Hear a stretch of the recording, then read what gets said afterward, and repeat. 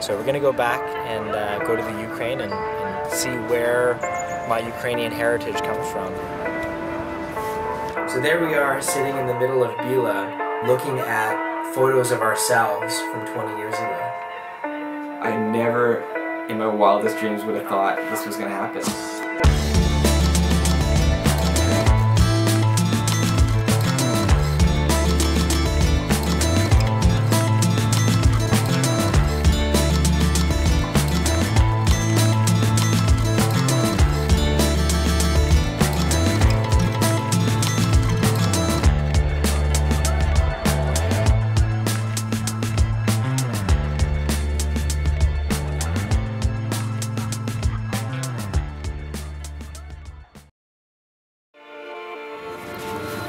So, getting ready to leave Dubrovnik tomorrow morning on the 6 a.m. bus. I go up to Zadar to meet Dave.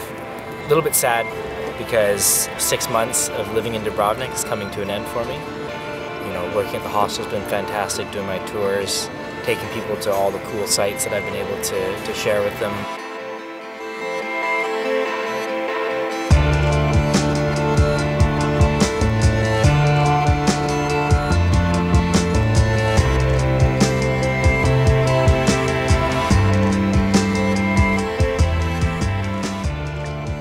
I had a really great time doing tours this summer. I was really happy that I got to share some of my favorite places with so many of the travelers coming through town.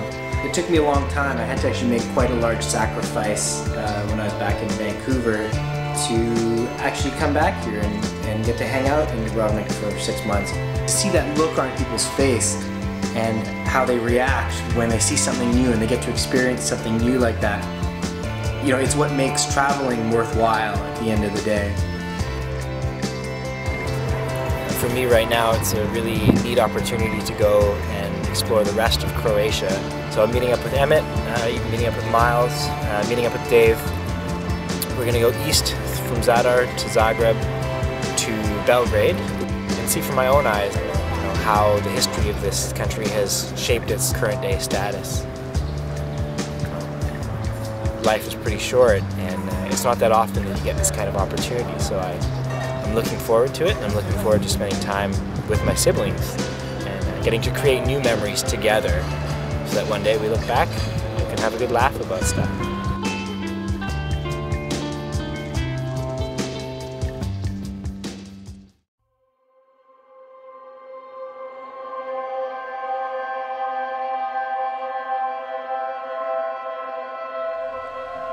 Even though it's sad to leave Dubrovnik after 6 months, I really look forward to getting back on the road and immersing myself in some different cultures, getting to see the other half of Croatia that I haven't yet experienced. Being on the road for me is something that recharges me, it feeds my soul as I get to travel from place to place and meet new people and see new sights and experience new cultures.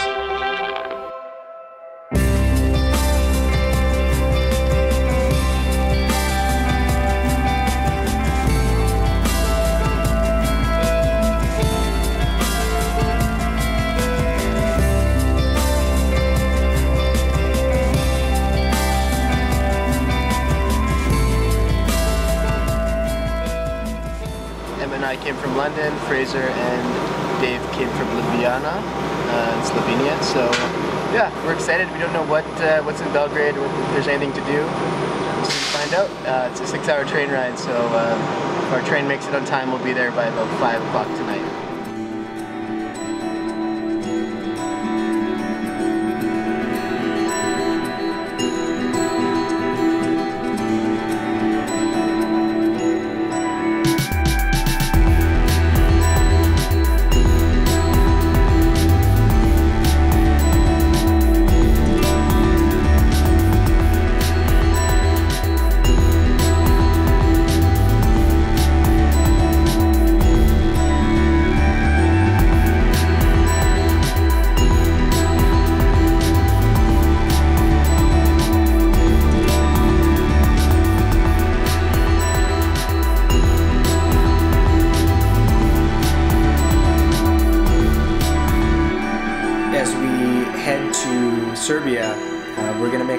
Yugoslavia over to Belgrade by train,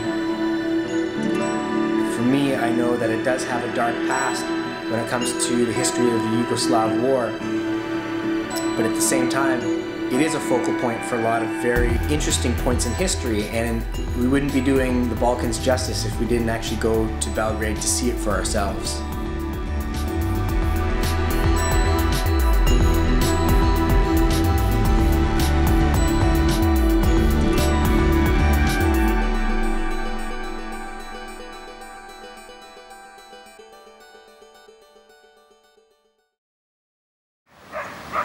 So we're in a dog park in Belgrade, Serbia at the moment. Came a couple days ago from Zagreb, Croatia, and we've been traveling around Eastern Europe for about 8 days now. Up in the mountains, the light will grow and surround us till we hardly know our friends from the animals. Europe has been really unexpected for me. I didn't really have any expectations going into it, but as soon as we got into Zagreb and into Belgrade, it's just been completely culture shock for me. Nobody speaks English. So I've been using Fraser and Miles as kind of a crutch to get around and food and all that stuff. But hopefully I'll pick up some language and it won't be so bad once we get into the Ukraine.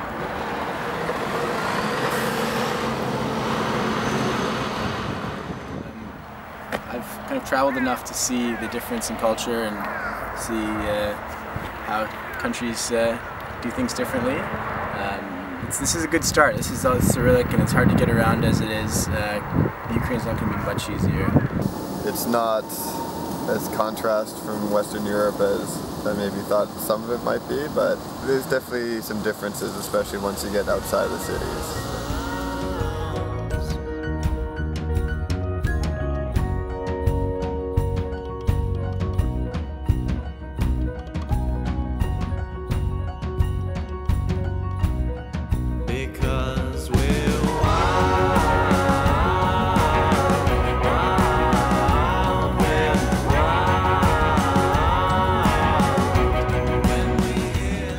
The Balkans, I didn't come in with any expectations, and luckily Fraser did an awesome job kind of giving me a bit of a heads up of where we should be heading, and it's been really nice to see this part of Europe, and it's definitely accessible for people if they want to come down here. And really a treat to be able to be the fourth Martyniuk on this trip for a little bit. It's nice to be able to be a part of that for a couple of days, and I wish I was heading to the Ukraine, but my family's Irish, so I got a different trip to make. Seeing modern European Belgrade, things are changing for the better, and watching the culture change with time and technology, it's interesting to see. It's very different from what I initially thought Belgrade would be like. From here we potentially go to Novi Sad, and then we rendezvous with Kat in Balkans, Croatia, just outside of Osijek.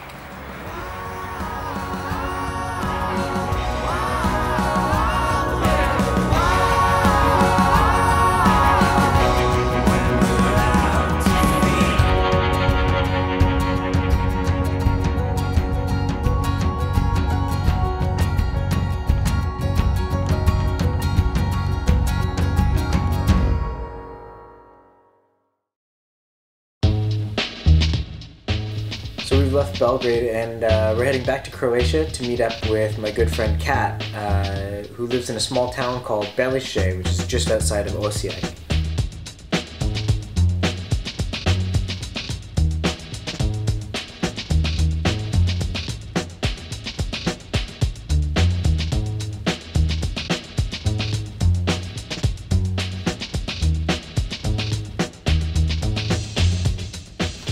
Kat's been awesome enough to put us up for a few days and show us the surrounding areas, some of which were severely damaged during the conflict back in the 90s. So we're leaving Balkans behind to drive through the country for the day and hopefully explore the town of Vukovar, which is most known for being one of the hardest hit during the war.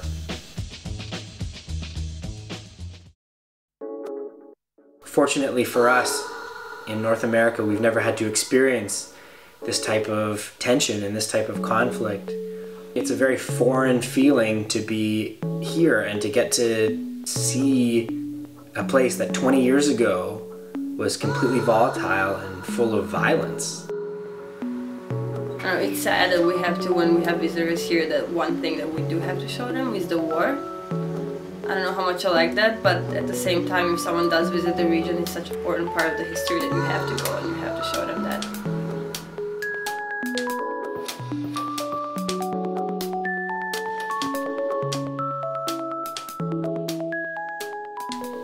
Slavonia was definitely hardest hit during the war, and we're going to be heading to Vukovar to go check it out and go see a piece of Croatian history. Okay, so today we're in Vukovar, one of the most eastern points of Croatia, therefore one of the most badly hurt during the conflict. Living in North America, we don't really get a chance to see anything like this. The only encounter we have with destruction like this is from movies or video games, but nothing like this.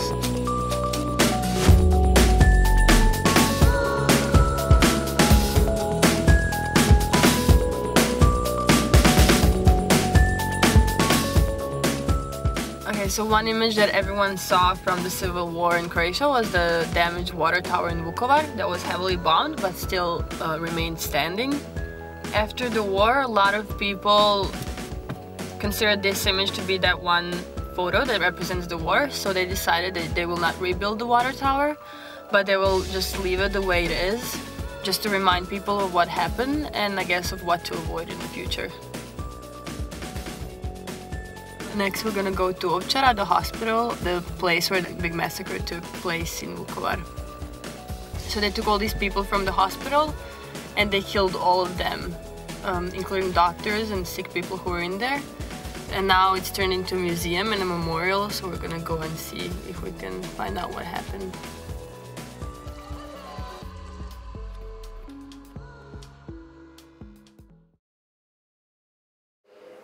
After 3 months of bombing and street fights, Vukovar fell at 18 November 1991, and the Serbian army took possession of the Vukovar hospital.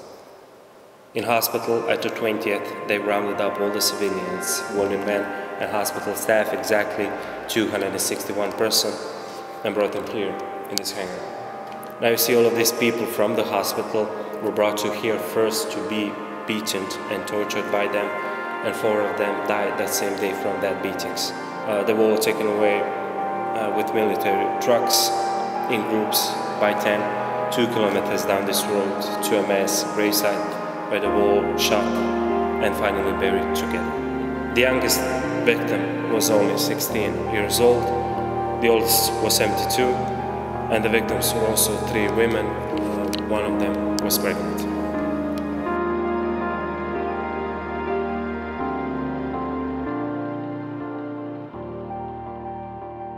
It's a very, very quiet and a very, very serene and austere place. It's so, so beautiful, and it's hard to believe that this was a spot that people were massacred. 261 people lost their lives. Everything from a 16-year-old boy to a 72-year-old man were just dragged out here and executed. And it's hard to believe that this is the place. You know, this is where real war crimes took place and real things happened here. But it's almost unbelievable because 20 years later, it's so quiet, it's so peaceful, it's so beautiful.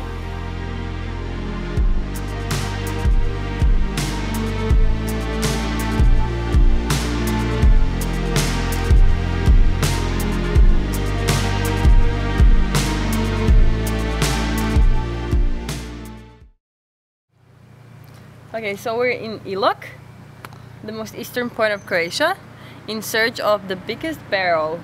And we're not sure yet if it's the biggest barrel in Europe, Eastern Europe, or the world, but it's big and it's full of wine, and we're here at Iločki podrumi trying to find it.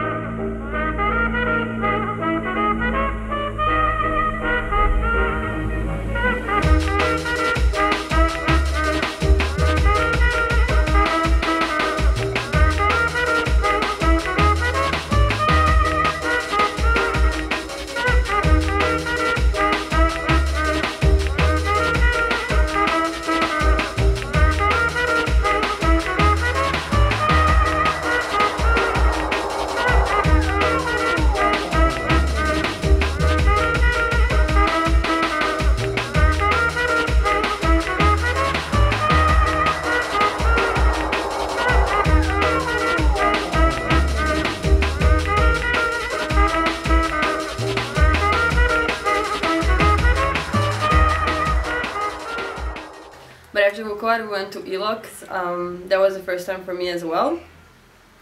So it was really fun. It's really cool to see that people in Slavonia are kind of waking up and trying to do something and use the special things we have about Slavonia to make it interesting for others. It's not part of Croatia that many people will go to, and it was really fun for me to see people get excited about things that I definitely would not think that are worth getting excited about. And having Fraser and Emmett and Miles here definitely showed me that there are things that other people will find interesting. You just have to, I don't know, make it more available, make it more known. It's been eye-opening. We've been able to see things that we wouldn't normally be able to see staying in big cities. Kind of the locals' perspective on things, which was really interesting. Hearing stories about the war, and even Kat's father was shot in the ear. Someone shot a drive-by through their house and it hit him in the ear. So just hearing stories like that kind of really puts things into perspective. It's strange how being in Slavonia still feels a world away from Dubrovnik. Even though both of these places are in exactly the same country, they feel a world apart. My time in Osijek is coming to an end. We're finally getting on the road and heading to the Ukraine, which will be there in probably a couple days. It's going to be nice to get on the road. For me, it's going to be a little bit of a family sort of historical trip to go back and just see where my Ukrainian heritage comes from. Mustache. I'm growing a mustache for Movember. I don't think it looks very good though.